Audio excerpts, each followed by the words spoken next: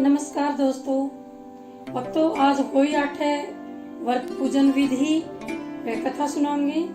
चलिए शुरू करते हैं। पहले व्रत की पूजन विधि जान लेते हैं। यह व्रत कार्तिक कृष्ण पक्ष की अष्टमी को किया जाता है। जिस वार को दीपावली होती है उसी वार को होई आठे भी पड़ती है।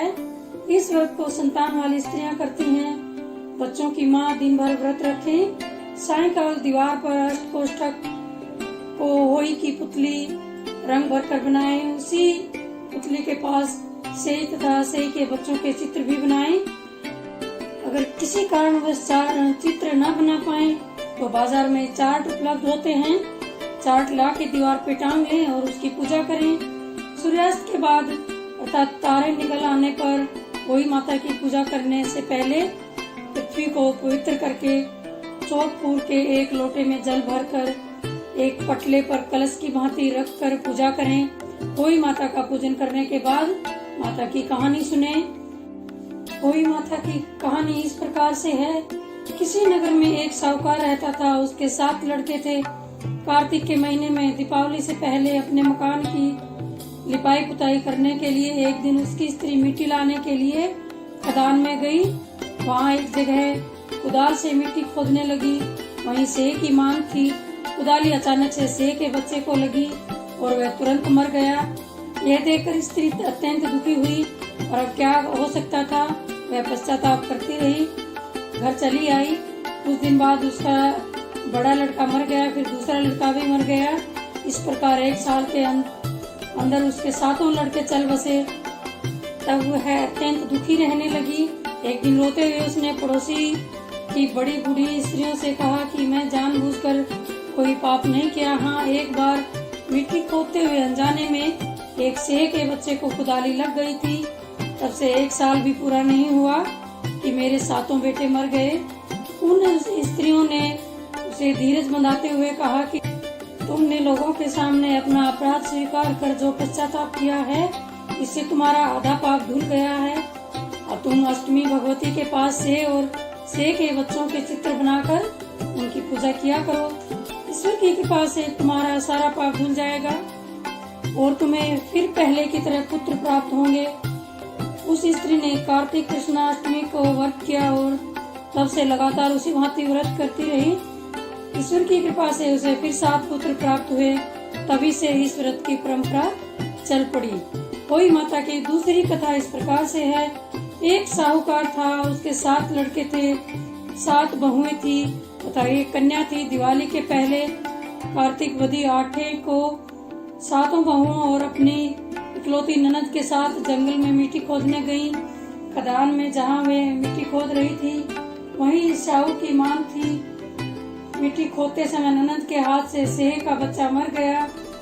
साहू माता बोली कि मैं तेरी कोख बांधूंगी। तब ननद अपनी 7 भाभियों से बोली कि तुम में से कोई मेरे बदले से अपनी कोख बंधा लो।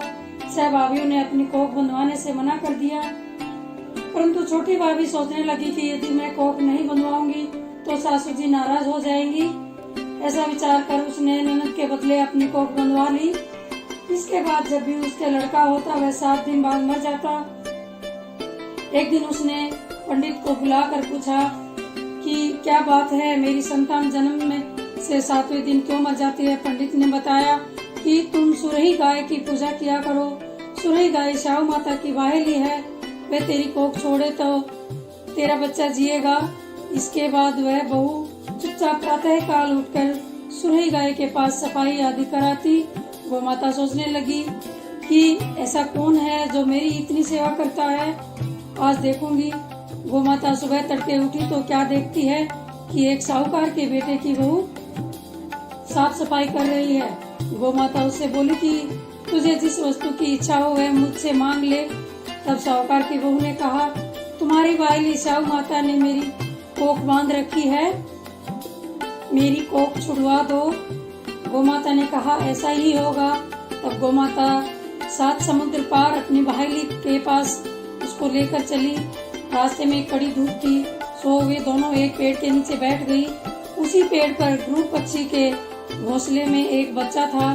थोड़ी देर में वहाँ एक सांप आया और पेड़ पर चढ़कर पक्षी के बच्चे को डसने लगा।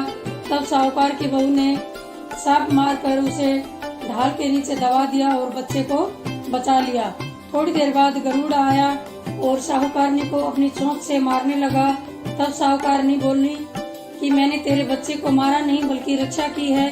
सांप तेरे बच्चे को डसने वाला था, मैंने उसे मारकर ढाल के नीचे दबा दिया है। यह सुनकर गरुड़ पक्षी बोला कि मांग क्या मांगती है? वह बोली 7 समुद्र पार शाहू माता रहती है, मुझे तू उसके पास पहुंचा दे। तब गरुड़ पक्षी ने दोनों को अपनी पीठ पर बैठाकर उन्हें शाहू माता के पास पहुंचा दिया। शाहू माता उन्हें देखकर बोली कि आ बहन, तू बहुत दिन में आई है। फिर कहने लगी, बहन मेरे सिर में बहुत जू पड़ गई है। तब सुराही के कहने पर साहूकार की बहू ने सलाई से उसकी जुएं निकाल दी। इस पर शाहू माता प्रसन्न होकर बोली कि तूने सिर में बहुत सलाई घेरी है, इसलिए तेरे 7 बेटे और 7 बहुएं हों। बहू बोली कि मेरे तो एक भी बेटा नहीं, 7 बेटे कहाँ से होंगे? शाहू माता बोली, क्यों, क्या बात है? तब वह बोली, मुझे वचन दो तो बताऊं। शाहू माता बोली, वचन दिया, वचन से फेरूं तो धोबी कुंड पर कंकरी हूँ। तब साहूकार की बहू ने कहा, मेरी कोख तो तुम्हारे पास बंद पड़ी है। यह सुन शाहू माता बोली कि तूने तो मुझे बहुत ठग लिया, मैं तेरी कोख खोलती तो नहीं परंतु अब खोलनी पड़ेगी। जा, तेरे घर तुझे 7 बेटे और 7 बहुएं मिलेंगी। तू जाकर उजमन करियो, 7 ओही बनाकर 7 कढ़ाई करियो। साहूकार की बहू लौटकर घर आई तो वहाँ क्या देखती है कि 7 बेटा और बहुएं बैठी हैं। वह खुश हो गई। उसने 7 ओही बनाई, 7 उजमन किए तथा 7 कढ़ाई की। दिवाली के दिन जेठानियाँ आपस में कहने लगी कि जल्दी जल्दी धोख पूछ कर लो, कहीं छोटे बच्चों की याद करके रोने ना लगे। थोड़ी देर में उन्हें अपने बच्चों से कहा, आपकी चाची के घर जाकर देख आओ कि आज वह अभी तक रोई क्यों नहीं। बच्चों ने आकर कहा कि चाची तो कोई मान रही है, खूब उजमन हो रही है। यह सुनते ही जेठानियाँ दौड़ी दौड़ी उसके घर गई और जाकर कहने लगी कि तूने कोख कैसे छुड़ाई? वह बोली, तुमने तो कोख बंधाई नहीं, सो मैंने कोख बंधा ली थी। अब शाहू माता ने कृपा करके मेरी कोख खोल दी है। हे शाहू माता, जैसे उस साहूकारनी की बहू की कोख खोली उसी प्रकार हमारी भी खोलिए, सबकी खोलिए। ओई माता कथा कहने सुनने व हुंकार भरने वाले सभी का भला करती हैं। हे होई माता, जैसे पहले आई ऐसे किसी के यहाँ मत आइएगा, बाद में आई ऐसे सबके यहाँ आइएगा। बोलिए होई माता की जय, बोलिए शाहू माता की जय।